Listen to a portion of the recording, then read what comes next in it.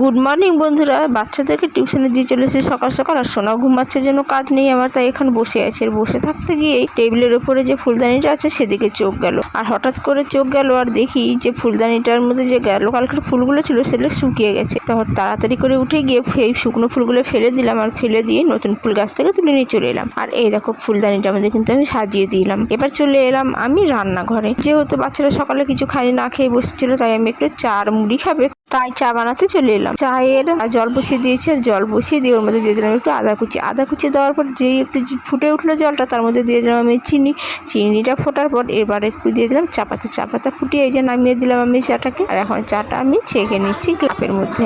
ঠিক আছে, চা কিন্তু আমার কমপ্লিট, এখন শুধু খাওয়ার পালা। তো এই চা এবং সাথে একটু মুড়ি এবং বিস্কুট নিয়ে চলে এলাম বাচ্চাদের কাছে। আর এই দেখো এরা কিন্তু খাওয়া শুরু করে দিয়েছে, 3 জন মিলে, 3 ভাই বোনের চা আর মুড়ি। তো যাই হোক, সকালে চা মুড়িটা আমরা খাই, আর তোমরা সাবস্ক্রাইব করে আমাদের পাশে থাকো।